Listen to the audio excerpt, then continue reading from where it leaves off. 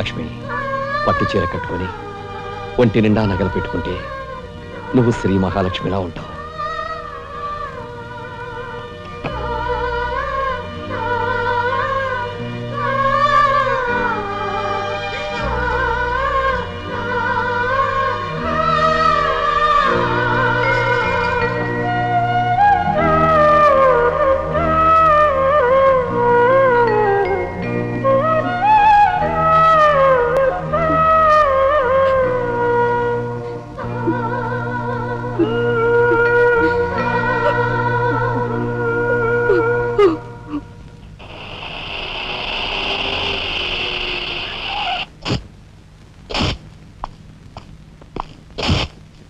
వస్తా డాడీ.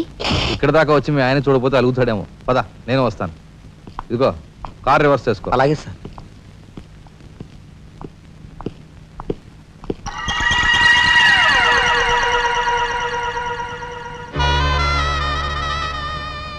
వాళ్ళని బయటికి పంపించే అవకాశం వాళ్లే మనకు కల్పించారు.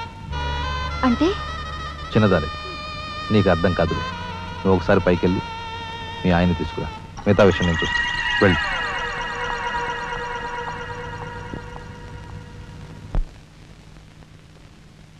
రాయ్ ఇట్రా.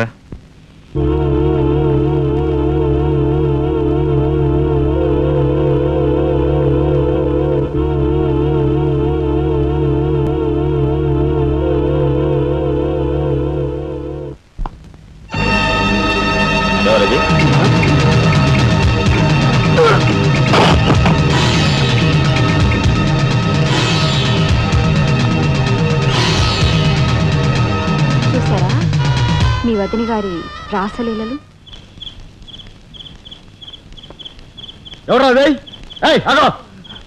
అయ్యా నువ్వా?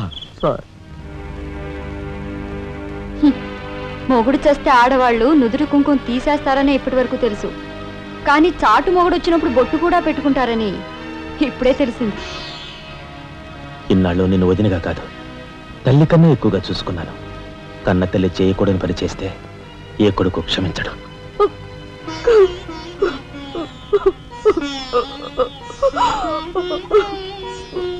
ఇది గౌరవస్తులుండే ఇల్లు.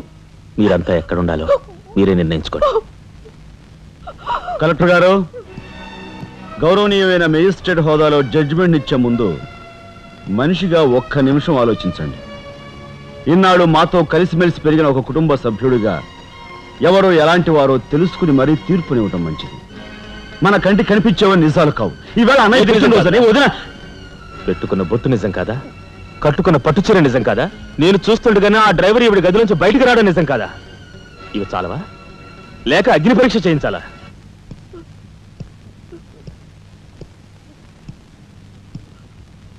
ఆనాడు రామాయణంలో ఇదే పరిస్థితిలో ఉన్న సీతను రాముడు అనుమానించాడేమో కానీ లక్ష్మణుడు అనుమానించలేదురా.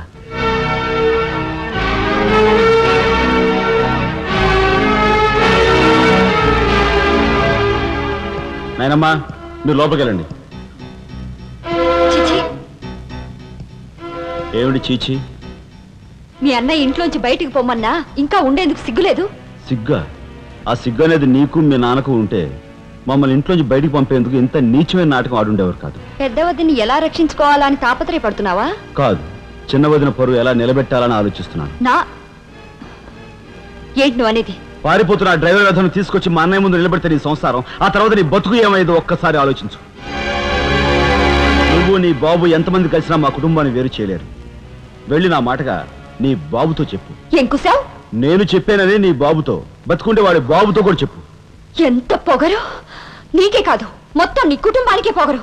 అందుకే చేయకూడని పని ఏం చేశాడో ఏమో మీ పెద్దనేని నడి రోడ్డు మీద పొడిచి చంపారు. ఏమన్నా? మా పెద్దనేని నడి రోడ్డు మీద పొడిచి చంపారు. చాలా